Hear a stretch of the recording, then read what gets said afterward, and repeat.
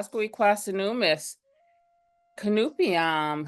Greetings, everyone, and welcome. Natasuis Chrystal Maz Baker, and it's my pleasure to welcome you to another session in our ongoing Preservation of History Lunch and Learn series. This free educational programming is made possible thanks to the generous support of the Rhode Island State Council on the Arts, the United Way, the Island Foundation, and community donors like you. And we thank you for making this free educational programming possible. In 2025, we observe 350 years since the Great Swamp Massacre, a pivotal event in the history of the Indigenous peoples of this region that calls for remembrance, reflection, and deeper understanding. Each month, we've been joined by powerful voices who help illuminate the ongoing significance of Indigenous history, lived experience, and the resilience of Native peoples in the face of centuries of challenge, change, and survival. This series is part of that ongoing conversation. Before we begin, a quick reminder to please place yourself on mute. You're welcome to share your questions or comments in the chat, and we'll do our best to address them at the end of today's presentation as time allows. Now, it is my pleasure to introduce today's guest speaker, Chris Newell. Chris Newell is founding director of the Native American Cultural Program for the University of Connecticut and co-founder and director of education for Acoma Educational Initiative, a majority Native-owned educational consultancy based in Connecticut. He is a multi-award-winning museum professional, born and raised in, now he just taught me how to say this, Motamokuk, Indian Township, Maine, and a proud citizen of the Passamaquoddy tribe at Indian Township. Chris is a longtime singer with the acclaimed Mystic River Singers, based out of Connecticut, and has traveled the US and Canada, singing and participating in cultural celebrations, powwows, and live stage performance, and brings his experience to all of his work. Although Chris works in many fields and wears many hats, he mainly self-describes as an educator working toward a better, more informed world. So we are honored to have him with us today as he presents Indigenizing Modern Education. So please join me in welcoming Chris Newell. All right. Thank you, Chrystal, for that introduction. And hi, everybody. Welcome to this presentation. As you heard, my name's Chris Newell, and I am coming to you today from the University of Connecticut, which is kind of a mix of Mohegan, Pequot, Narragansett, Nipmuc territory. It's kind of a crossroad territory that we're in here. And I live in Mashantucket, which is the homelands of the Pequots. Glad to meet you all, and I'm going to be telling you a little bit about some of the work that I do in education. Just a little background about me. I was born and raised in Madocmigook, in a Passamaquoddy speaking home, in a community where, in the time I was born, pretty much the 80% of the community was fluent in the language. That has changed, of course, with modern day times, and something that we're really trying to battle and turn around. But I was blessed, to be raised by a gentleman named Wayne Newell, who got a master's in education from Harvard University back in 1971. He was actually part of what Harvard University calls the original 11 when they began what was the American Indian program back in 1970. He was one of the original 11 recruits and graduated with a master's in education. But most of his education basically came through his upbringing. He was born and raised, born in a home with no electricity, no running water, raised in a home like that, and in a community where subsistence living was still a good part of your life.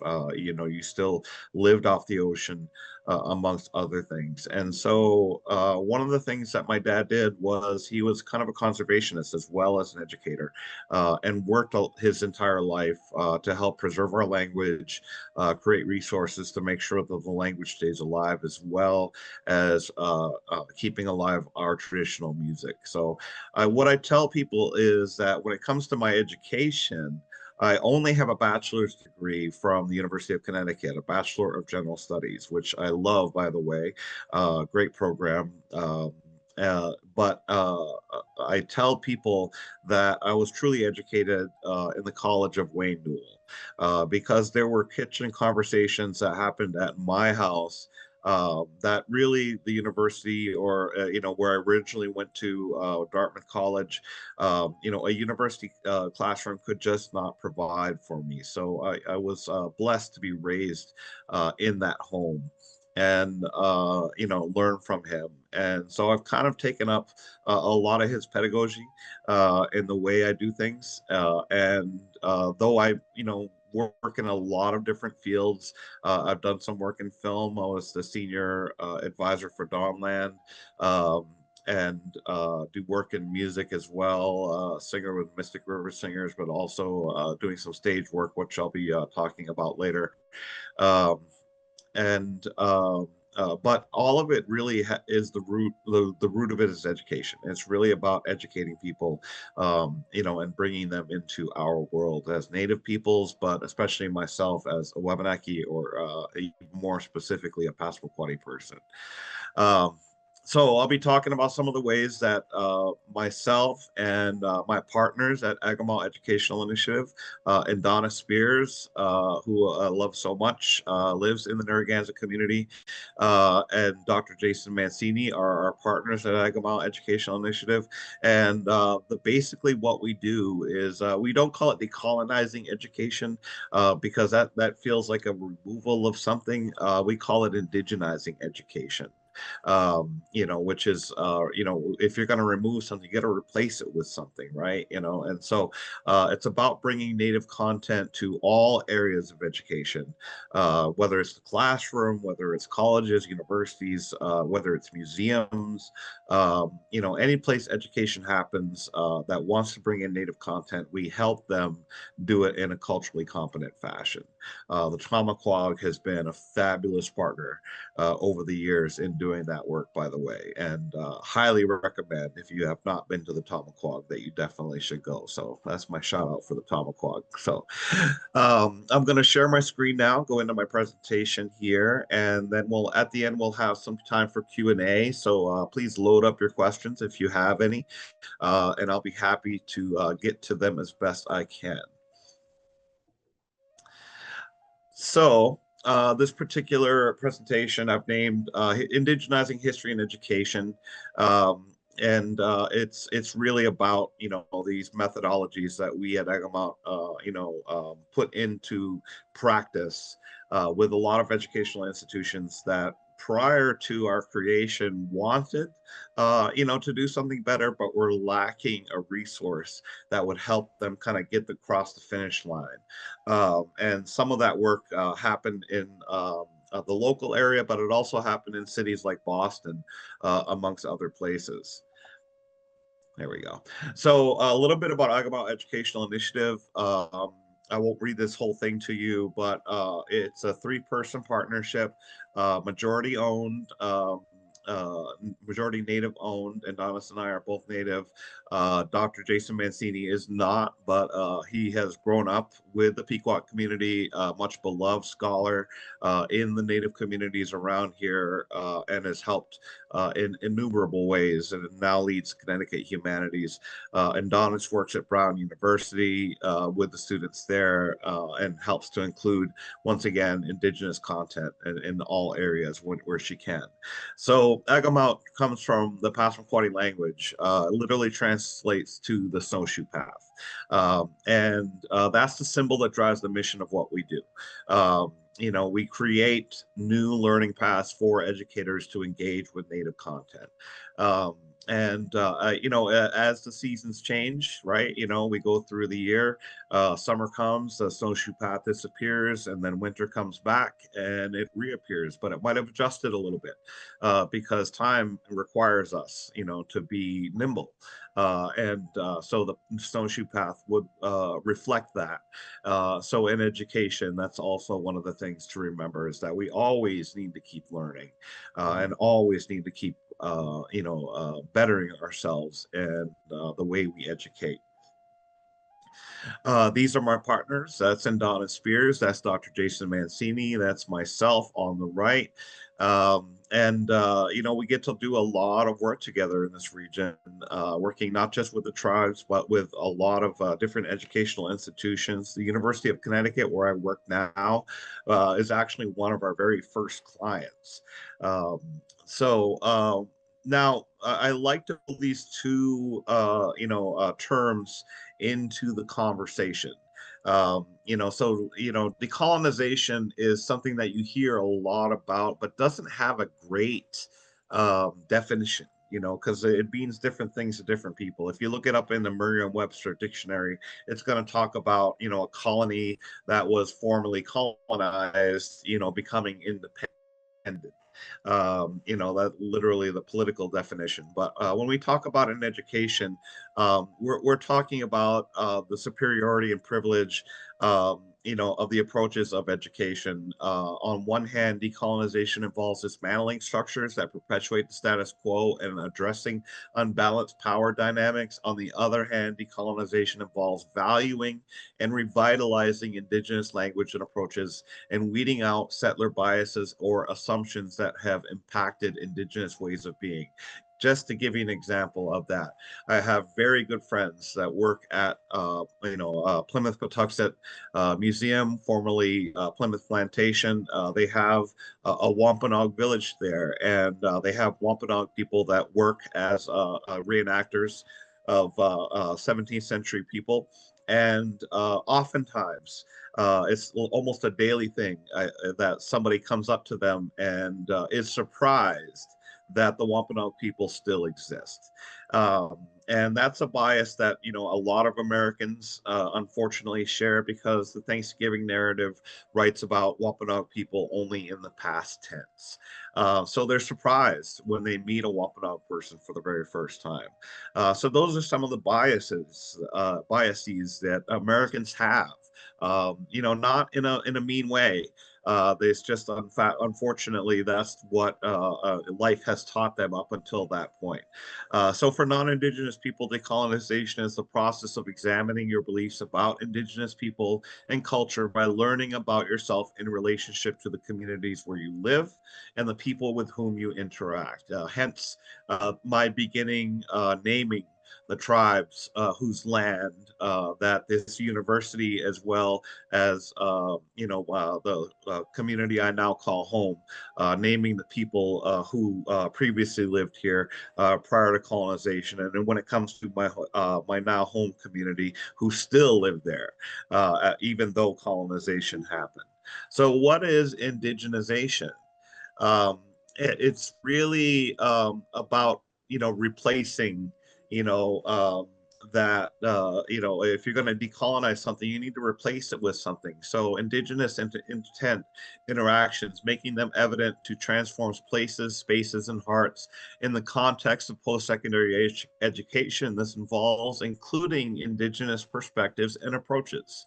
And indigenization benefits not only indigenous students, but all students, teachers, staff members, and community members involved and impacted by indigenization.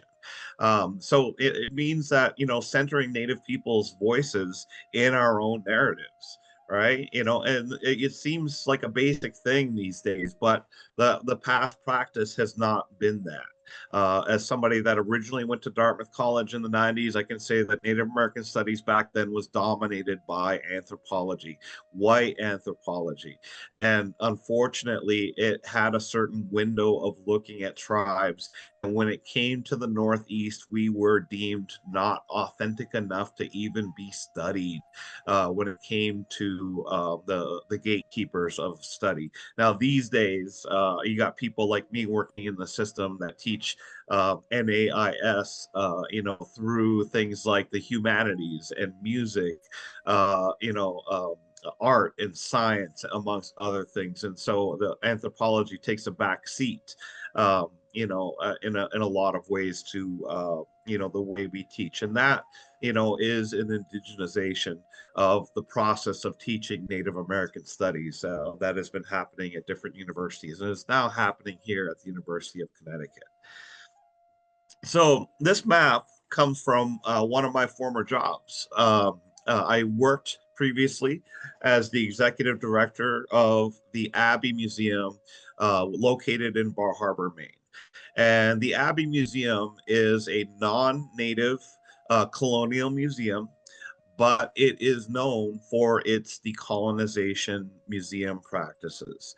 And they also do a lot of indigenization of their practice as well. And so this is a good example of what we're talking about here. And so what this map represents is the entire Northeast, which would, on a modern day map, include the states of New England and the country of Canada, including the provinces of Quebec, the eastern Quebec, Nova Scotia, and New Brunswick, and Prince Edward Island.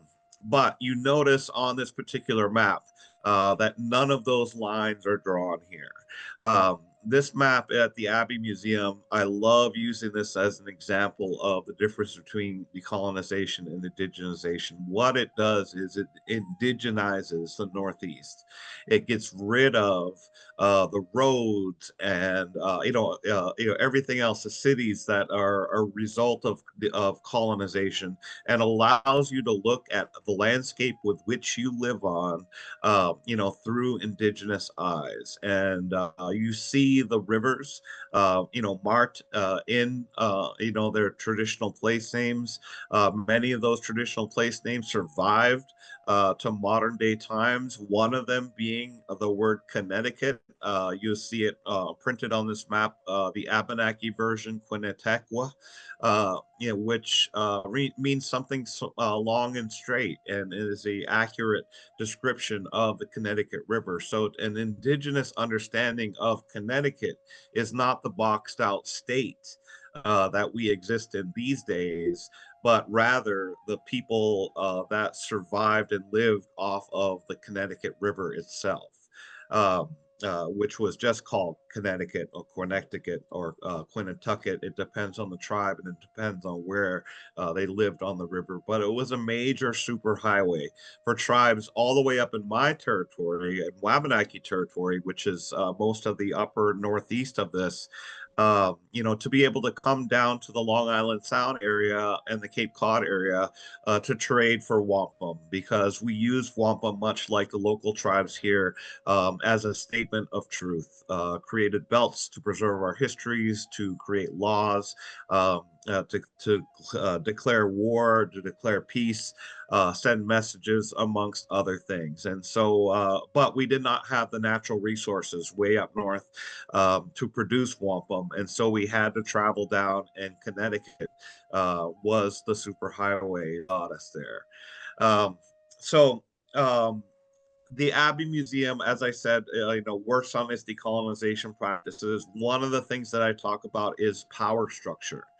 Museums, colonial museums, are structured in a way where they're often run by a board of directors who are usually made up of the biggest donors, which typically come from one demographic. Um, I was the very first Wabanaki executive director of the Abbey Museum. So as long as it's in existence since the 1920s, it's never had a Wabanaki as a executive director of it, even though it specializes in Wabanaki cultures, arts, and histories. So that was another step forward for it. But what the Abbey Museum does is they change the power structure. The board in the bylaws is required to be at least 50% Wabanaki. So it's not about the biggest donors, right? It's about people with cultural knowledge sitting on your board making decisions about who is going to be your next executive director, who's going to run things, what the policies of the museum are, amongst others. And so the power is handed over to Wabanaki people in majority to make sure that those things happen, according to Wabanaki values. Um, but also they have something called the Native Advisory Council, and the Advisory Council advises the content that appears in the museum, like this map. And they are made up of representatives, two from each of the five Native communities in the state of Maine, and they're not appointed by the Abbey Museum. They're appointed by the communities themselves. So each community can have up to two representatives representing them. And it changes the power structure. That's one of the important differences about the Abbey Museum and its decolonization as well as its indigenization practices. So that's just a little bit about museums, and the power structure, and how it should really work. Centering, what they did was they literally stripped down the entire exhibits and they rebuilt them, centering Wabanaki voices in the creation of them. And that's the way, when talking about living cultures, it should be done. Now, we also do a lot of collaborative work. And one of the things that we teach when we do collaborative work with non native institutions is about relationship making. That if you're going to collaborate with a native community, that it should not be a transactional relationship. It should not be a one or we hire one singular expert to come in, we pay them a price, they have stamped their approval on the work that we have done, and therefore we have collaborated. That's not really how a collaboration with the native community works. It really should be built on a relationship that is built for the long term, because cultural knowledge does not exist within one singular person. It exists within the community. Therefore, you need to have a relationship with the community itself. And there are ways in. There are places like the Tamaquag Museum, which allows, contact with knowledge keepers in the Narragansett community. There's a tribal historic preservation office. There's usually a historical department or a cultural preservation department. There's an elders council. There's a youth council, and as well as the tribal leadership that you can go to begin this relationship, not with the idea of a transaction of extracting knowledge from the community, but in fact, building a relationship that is mutually beneficial to the institution as well as to the community itself. So important lessons about, working with and for Native peoples. Now, some of the work I get to do is I get to go into colonial museums, and sometimes I'm kind of harsh, a little bit on some of their old practices, especially if they are an old-fashioned museum. So to give you an example, this is at the Museum of Fine Arts, Boston. Now, the Museum of Fine Arts Boston was founded in the 1890s. It is in every way a very old-fashioned museum, colonial, that presents Native art in a very old-fashioned colonial way. Number one, the North American Indian Gallery is a basement gallery located all the way at the very end of the galleries. It's kind of hard to find if you go to the MFA Boston. If you do find it, what you will find is that it has about a wall and a half of southwestern pottery. It has an entire wall, as you see here, of plains artwork, and a very small section on the northeast. It does not include any wampum art, which is produced by the local tribes here in southern New England, which is a very fine art these days. It does not include any ash flint basketry, which Wabanaki people are known for as well. and that's a mistake on their part. And that's a reflection of their old-fashioned ways. So they allow me to critically curate their exhibit. And I lead towards sometimes talking about some of the mistakes that they make. One of them being the presentation authenticating only Plains and Southwestern tribes, and not authenticating the tribes on whose homeland that they actually occupy. Also, I look at things like that dance roach that you see in the background there. That's a comes from conservation practices of museums where they would leave that dance roach out, not wrap it up. They would put it in a drawer. It would sit there and it would dry out. Now that is made from deer hair, which is a natural material, so it actually requires moisture a little bit, not a lot, but a little bit of moisture when it comes to proper conservation of it. And museums don't typically use water in conservation practices. It's very much frowned upon.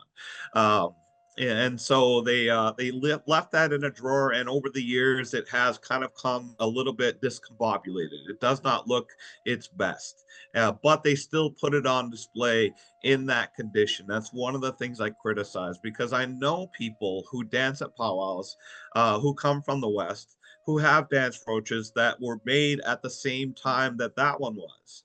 And they still dance with them, because when they put them away, they wrap them up. They use a tiny bit of water to make sure that there's some moisture staying in there so it doesn't dry out. And when they unwrap it, it looks like it's brand new.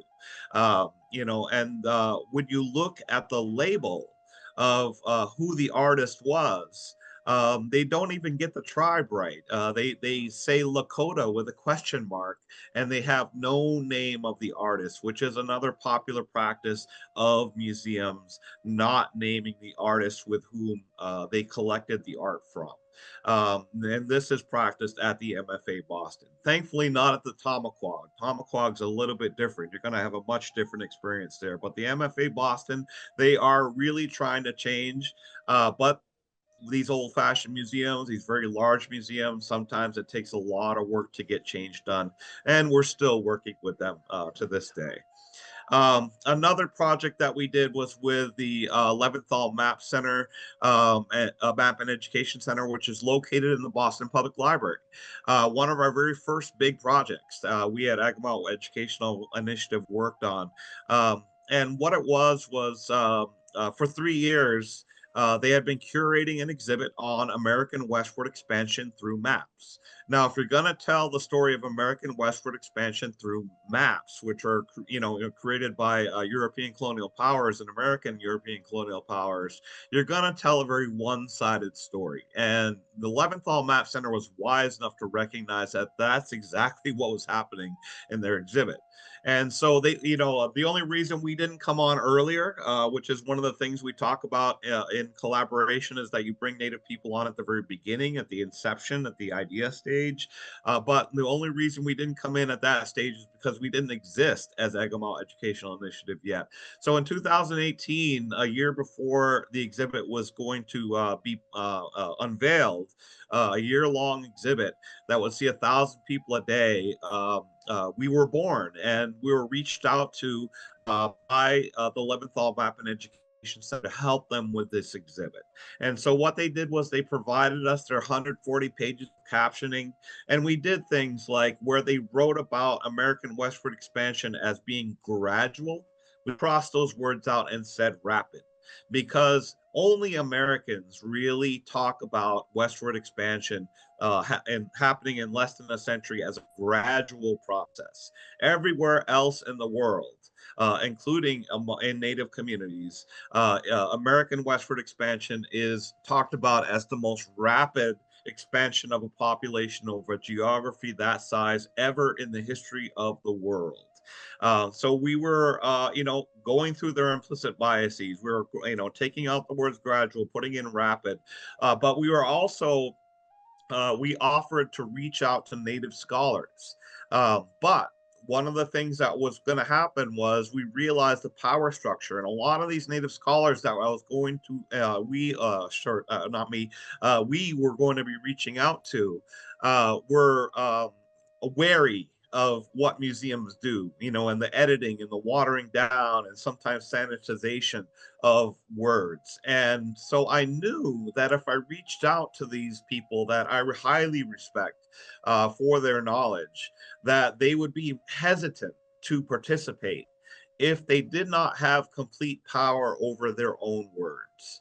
And so what we did was we got the Leventhal Map and Education Center to agree that we would reach out to these scholars and they would provide 100-word reactions, which we ended up calling viewpoints, to the map and captioning itself.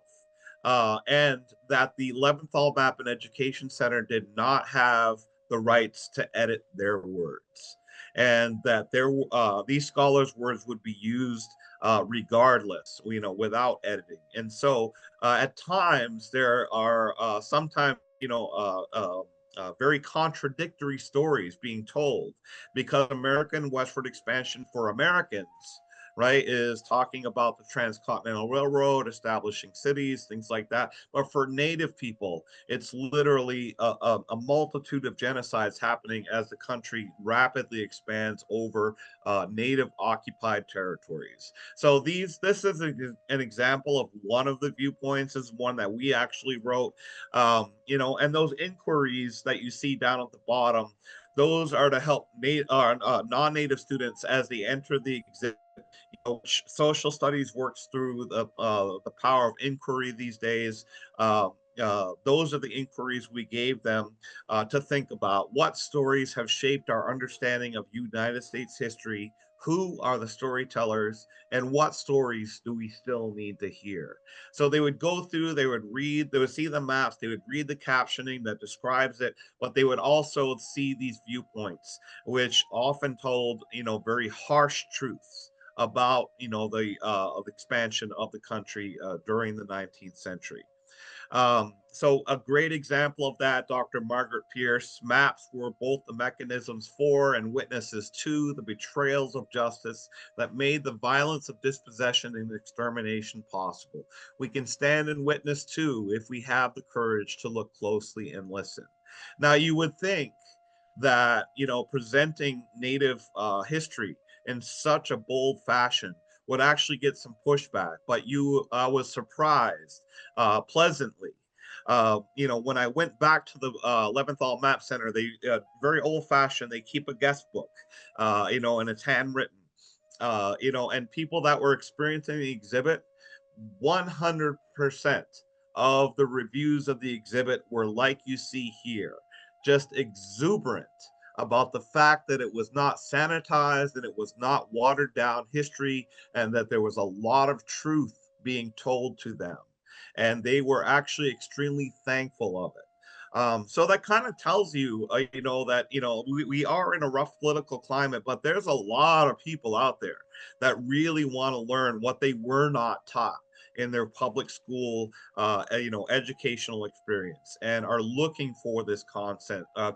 So, that's why I back, places like the Tamaquag, amongst others, the Pequot Museum, because they're all in the mix getting this work done, for the good of not just themselves, but for the good of all of us. Some of the other things that we do at Egamount, we created for an online educational tool for this, and we also created a guide. Best practices when teaching about Native people, and I'll go through this really quickly because this is available for free on the Leventhal Map Center website. But we go over things like terminology, because you would be surprised. Everybody from teachers to college professors are asking questions like American Indian, Native American, Native. What one is the right one? Right? It's a tough question for them to try to figure out on their own. And so we go over the generalized English language terminology. We remind them that these are from a foreign language. Therefore, they will never accurately describe us as Native people. And we also remind them that though they change over time, none of them are actually correct. because in modern day times, the younger generation tends to use native peoples with a capital N. I am a native person, but I don't say I am Chris Newell, a native person. I am Chris Newell, a Passamaquoddy native.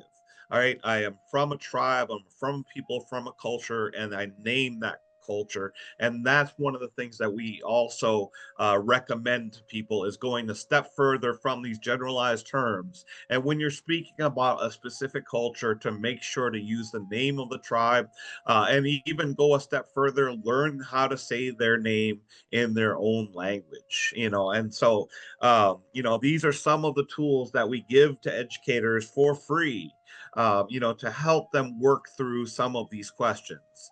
I also get to work in film. I was the senior advisor for the film Dawnland.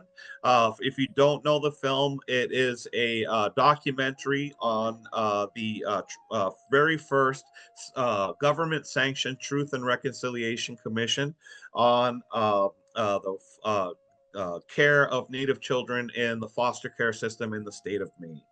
Um, and the film won an Emmy for outstanding research. I'm happy to say it was also nominated for the music, which I was able to work with Jennifer Elizabeth Kreisberg on. She was the composer, but I was the one that helped her bring Native people from our communities into the soundtrack as well. And that's what I did. We didn't have a job for me, so we named me senior advisor. Because I was kind of like a utility fielder. I went in and gave advice on whatever I could, whenever I could. An example of that in the storytelling in the movie, in the documentary, you will see a map of the state of Maine, and you can recognize this as a map of the state of Maine because you see the colonial boundary. But I didn't want to emphasize the colonial boundaries. And one of the things I saw in one of the early cuts was they were sometimes using our traditional names for our communities and sometimes using the English names. And I said, we got to standardize that. Need to standardize that. And let's just use our traditional names in our own language and force the state of Mainers who can look at this map and see where they're at. They know what towns are where, right? And so they know where the Zubayag is close to the city of Eastport, right? They can recognize that. But as they watch the movie, they have to navigate it through our language, which is the original languages of the territory itself. So that's one of the things that happens is as we go to a different community, which tells the story of all 5 communities in the state in the TRC. As we zoom in on it, we zoom in on the name of the community and we include a song from that community itself. So that's one of the ways we indigenize the storytelling in the storytelling of Dawnland. At the Abbey Museum, this is a great example of how museums, colonial museums, can actually be part of the process of cultural revitalization, not extraction. But the opposite of that, revitalization. So this exhibit is called Quillers of the Dawn, and was a temporary exhibit that we put in at the Abbey Museum while I was there. And the impetus of this exhibit was the northern Aroostook County Mi'kmaq community, called the Mi'kmaq Nation now, is a small community, less than 1,000, and the art of quill work is a very old art amongst Mi'kmaq people, and they have 8 different styles of quill work that they do, 8 different styles of stitching that they do. And it had literally got down to the point where only one family was still practicing the art of quill work. And so the Tribal Historic Preservation Officer got a grant from the US government and went to the Abbey Museum and asked them, will you allow us to use your Mi'kmaq quill work collection, as a tool to help people in our community relearn this art. And so the Abbey Museum gave of itself, right? It actually took all of its Mi'kmaq quill work quill work collection that was sitting in the and transported it up to the Mi'kmaq community close to Presque Isle, Maine. And allowed the people from the community a couple of days to not only look at the quill work, but to touch it, to, hold it, move it around, really understand how the art was done. take notes, do everything they needed to do, and then they started practice pieces, which you see exhibited on the wall next to each of the artists. We have a picture of a Mi'kmaq woman and the name of one of the artists that took part in it, and some of their practice work located next to it. And they relearn the art, and out of it, new pieces were born. And so in this exhibit, we have pieces of the traditional old Mi'kmaq quill work that some of these artists learned from. That chair that you see in the center being part of, one of them, an entire chair that was totally sewn with porcupine quills. That porcupine quill box that you see there. So a very intense art that was reborn, and new pieces came out. And out of that, we got to see pieces like this right here, which was featured by the New Brunswick government, because this artist actually came from New Brunswick. A Mi'kmaq artist recreated this piece from what she learned in the process of the creation of this exhibit, Quillers of the Dawn. I do a lot of other stuff too. I write books. I talked a little bit about how Wampanoag people get erased by the Thanksgiving narrative. I was approached by some of my friends at Scholastic about a rewriting of an old book from the 70s called If You Lived During the First Thanksgiving. And what I wanted to do with this book was I initially wanted to give it to a Wampanoag author, but the timing of it wasn't going to work out for that to happen. So, as somebody that had been teaching this history at the Pequot Museum for years, I decided to take this upon myself and work with the community members to make sure to create a resource for children that would talk about the Mayflower landing and be inclusive of Wampanoag perspectives, and also write about them in the present tense to make sure that students that read this book understand that we're not talking about people that disappeared somehow, but are actually here today and taking part in, creating the culture that we now know as America. I'm blessed to say that the reviewers love the book. The stars that you see there from School Library Journal and Kirkus, I was really surprised by, because as a rookie to writing, when I got the star from School Library Journal, my friend from Scholastic was like, "Oh, you great, you got a star." I was like, "Oh, really? What does that mean? Is it because it's not being sold yet?" And she's like, "No, that actually means it's really highly regarded." And the same thing happened with Kirkus, and they both use the words essential when it comes to teaching this holiday. And my intention, though, was not to please the critics. It was not to please Scholastic. It was to write a resource that Wampanoag people themselves would say, "Please, before you ask us if we still exist or any other cringy questions, take this children's book and it'll answer all those basic questions for you. Read it through, and it'll take care of that, and we won't have these awkward kind of interactions that Wampanoag people oftentimes go through." So that was the idea, and I'm so happy to say, my subject matter expert was Linda Coombs from the Aquinnah community. It is sold at the Aquinnah Cultural Center, and is also sold at the Mashpee Wampanoag Tribal Museum. So that's my biggest plug for that book. Is that Wampanoag people themselves are using it to tell their, or kind of get the basic questions out. So these are some of the pictures, images of the book. I want to be able to get into question and answer, but I just wanted to talk about the way the book is structured. It's a question and answer book.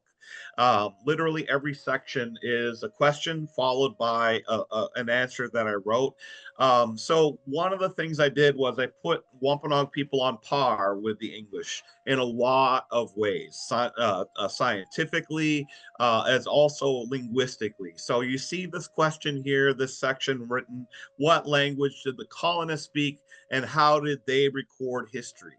And then also the next question that would appear, so I say the colonists spoke English, they recorded, by writing stuff down, right? And the next question is, what language did the Wampanoag people speak, and how did they record history? The exact same question, but on the same level, talking about the Wampanoag language, how they used oral history, how they used wampum, amongst other things, to preserve their histories, and music as well.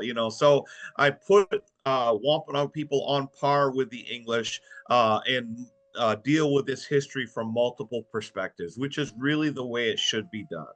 I'm happy to say my next project that will be coming out in January 2026, Scholastic liked my first book so much that they allowed me to write about the American Revolution. And what you'll find is that although you see Paul Revere on the cover, I was actually asked to include him because he was not in my first draft. Because I wanted to focus on some of the harder unknown histories, especially histories about minority peoples, Black, Indigenous peoples, especially in that time of the Revolutionary War, and make sure to be inclusive of their perspectives as well. So, be on the lookout for that coming out very soon.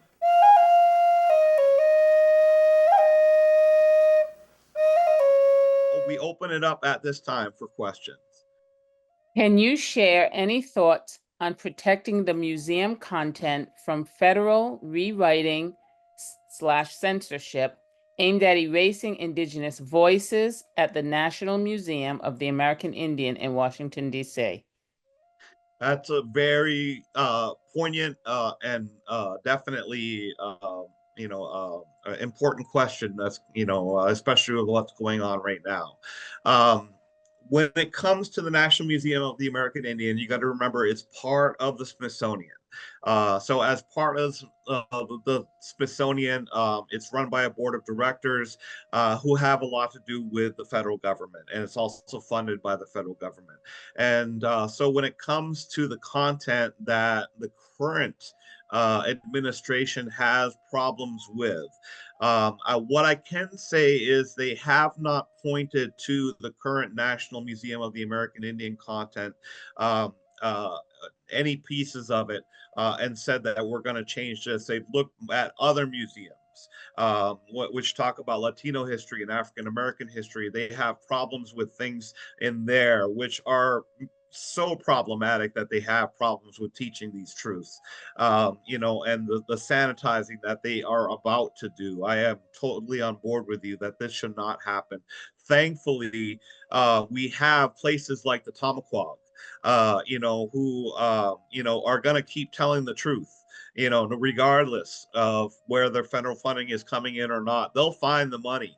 Loren, the director, is very good at what she does, and is moving that museum from a small homestead museum to a college campus and a brand new facility, and overseeing that. She's taken it taken it big, in such big ways. And so we're thankful that we have these resources like the Tamaquag, like the Pequot Museum, amongst others, that are run by Native-centered voices, in these spaces. But when it comes to NMAI, will changes get made? Maybe. I do see a lot of resistance from the people that work there. If that were to happen, they would resist. But what can they do when their paychecks are ultimately coming from the federal government? Either stay there and take the punishment of having to sanitize history, or stand up for what they believe in and leave, and the institution still sanitizes history. That's literally what we're dealing with right now, and it's a sad state of affairs. It's a truly sad state of affairs. But it just goes to show that we should put more and more of our own personal resources into protecting the mission of the Tamaquag, the Abbey, the Pequot Museum, and other tribal museums all across this country. Thank you for that. Another question. Can you say more about the blending of Black and Indigenous peoples during colonial times in the Northeast, and how that might be different than the South and Western Indigenous nations? That's a very good question. Actually, blessed to work with one of my partners is Dr. Jason Mancini. And what he's done, he's made the object. He's actually a one anthropologist, so I criticize his science all the time. And he loves me for it because he does the same thing. Um, and so one of the things that he's done is there's kind of a lost century here in what we now call New England. The 1800s, when talking about native peoples, there's not a lot of historical information about what's going on because, once again, we were de-authenticated by the people that were creating the new sciences of anthropology and other things, and only wanted to study what they felt were authentic tribes, which they only saw as Western and Southwestern tribes. So they left us in the Northeast out of their historical narratives. And Dr. Jason Mancini has done a lot of work at tracing those historical narratives. And what he found was that many Native communities, especially in Southern New England, like the one I live at in Mashantucket, the Mashantucket Pequot community, is a Black Native community. It's majority admixture Black and not white, which is different from the Mohegan community, which is majority admixture white, and Mohegan. So one of the reasons that happened was in the 1800s, the reservations, started out as 2,500 acres, which was enough room for them, but slowly gets encroached upon. And how did that happen? What white settlers would do was they would see native land and say, I want that land. And they would sabotage Pequot farms, and other things, and get them to move off of their own piece of property on the reservation. And then they would encroach upon it. They would build a fence on Pequot land and then claim it as their own. And the colonial powers that be at the time allowed it to happen. So the reservation gets reduced from 2,500 acres down to less than 900 acres by the year 1855. And then in 1855, the state of Connecticut says, we're looking at the census numbers and we don't see enough people for 900 acres. So we're going to sell 700 more acres and left them with only 179 acres. That's not enough for their people. Why did they take such low census numbers? Well, a lot of the men started to take part in an economy in New England that was very much a merit-based economy. It did not matter what color your skin was, it mattered what you knew and what you could produce. And that is the whaling economy. And so when it came to the whaling economy, the people on the ships were often Black or Indigenous. And so as a result, there was a lot of socializing between the communities. And oftentimes in towns like the town of Westerly, Rhode Island, entire Native communities would develop there of a mixture of the local Native tribes because they're working in the whaling industry, and they would often be surrounded by the local Black community as well. So a lot of intermarriage started to happen in that century as well. So many of these tribes became mixed Black Native communities here in Connecticut as a result of that time of working together in the whaling industry all the way up until the 20th century. So that's a little bit different than the South. Which didn't rely on whaling, a free trade, but actually relied on slavery. And some of the mixing that happened when it comes to the South was not always by permission. So that's one of the things to talk about as well. Slavery, enslavement, was a very different process. But no matter what, Indigenous people, Black Indigenous people, Black people, all were dealing with a different standard of living when it came to life on the land. But life at sea was where things were equal. And so that's where the tendency started, where they went to when it came to the Northeast. Thank you for that. Marion Frilberg asks, how is language preservation doing in this part of the continent? That's a great question to ask. I'm glad to see that for our language, Passamaquoddy language, and Maliseet as well, which is a very, almost the exact same language. We are actually the most documented Indigenous language in the entire world, and a lot of that being my father's work starting in the 70s. The Massachusetts Institute of Technology has a master's in linguistics on Wabanaki languages, and that's a result of that work going all the way back to the 70s. So there, when it comes to Wabanaki languages, there are a good amount of resources. But when it comes to Southern New England dialects, of Algonquin. Those have been erased, largely through, once again, the 1800s. They would oftentimes take indentured servants. If somebody owed a debt, they would take the children of a family, a Pequot family, and they would put them in a white home and they would teach them only English. And so the language was forcibly taken away in that process of indentured servitude, oftentimes. And so the language almost got lost. It was basically unspoken, in this region for a long time. A woman named Jessie Littledoe from the Wampanoag tribe worked with linguists up in Wabanaki territory, but also worked with something called the Eliot Bible. So John Eliot is a colonist from back in the 1600s who wanted to convert the local native tribes to Christianity. And so the very first printed Bible in what is now the United States, was actually printed in the local Algonquin dialect in southern New England. And Jessie was able to use that as a key, as a linguist, to create or recreate the spoken language once again. And so what I can say is, when I first met Wampanoag people back in the 90s, they knew a few words. Now, when I go to a Wampanoag community, I am greeted in Wampanoag. They say their names, they say where they're from.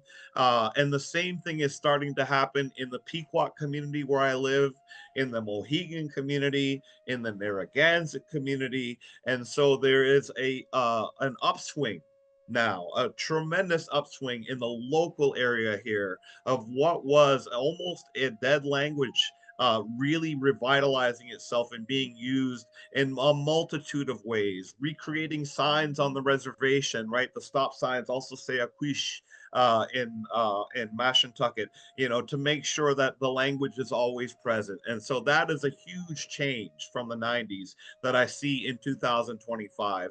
And I only wish the best for that effort. And my children are Pequot. I definitely involve them in that effort as well. Thank you, Chris. I think we have time for one more question. In my experience in academic and scholarly spaces, we have been encouraged to use decolonizing as a methodology for our own research. Is the act of applying decolonization methods or indigenizing approaches to our work as non-Indigenous people problematic? Or is this exactly what we should be doing as non-Native people to continue to unlearn and relearn from Indigenous communities? You used a good word there, unlearn. Because unfortunately the public school system has failed you, likely, because most Americans it has, teaching you about Native peoples. Is it problematic for you to follow these practices of decolonization and indigenization? Absolutely not, because if you're using indigenization practices, you're not centering your own voice as a non-Native educator, you're centering Native voices that have said, please use this material to teach about us. So you're literally doing what Native communities are asking you to do. There's a lot of us that have watched anthropology create and extract from our communities and never give anything back. And now we have our own anthropologists, we have our own educators, we have our own scholars, PhDs, and we're creating materials and we're saying, please use these materials because they are created from the community's mindset itself. So in indigenization, by centering those voices, it is not problematic at all. It is actually a great process, or a great part of the process of unlearning and relearning a new, master narrative of how this country came to be. Well, thank you, Chris. It was a very engaging and enlightening presentation.